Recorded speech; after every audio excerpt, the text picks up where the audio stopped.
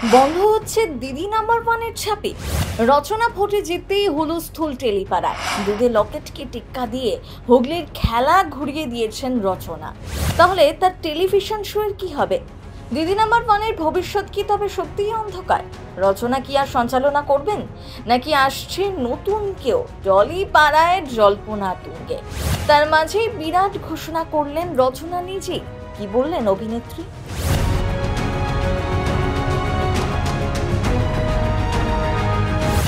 এতদিন তিনি ছিলেন টেলিভিশনের দিদি নাম্বার ওয়ান, আর এখন তো রচনার রাজনীতিতেও দিদি নাম্বার ওয়ান। তার কাঁধে নতুন দায়িত্ব। তবে নতুন দায়িত্ব পেয়ে কি পুরনো দায়িত্বকে ভুলে যাবেন?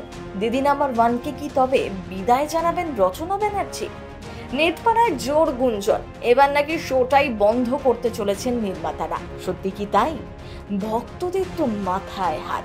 তাহলে বলি, এতটাও চিন্তার কোনো কারণ নেই। ভক্তদের আশ্বস্ত করে অভিনেত্রী জানিয়েছেন, নতুন দায়িত্ব এসেছে ঠিকই, ব্যস্ততা তো বাড়বে, তবে তার জন্য দিদি নাম্বার ওয়ানের কোনো কিছুই আটকে থাকবে না।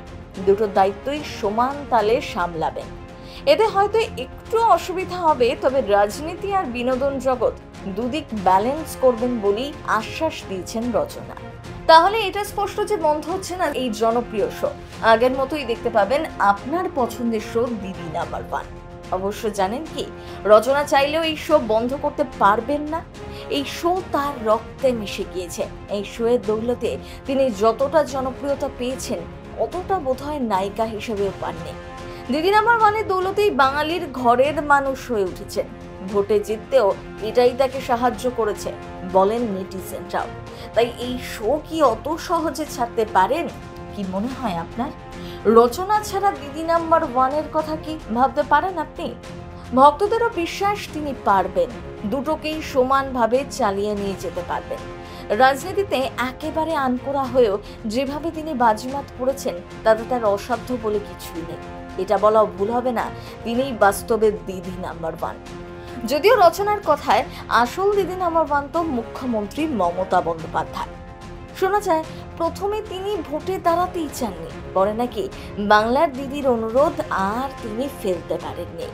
মুখ্যমন্ত্রীর অনুরোধেই ঘাসফুলে যোগদান তার। তারপর থেকেই ভোট গণনা পর্যন্ত কতটা খেটেছেন সেটা তো নিজের চোখেই দেখেছেন। রোদে জলে ঘুরে ঘুরে প্রচার করেছেন, প্রচারের কাজে উঠে পড়েছেন লোকাল ট্রেনেও।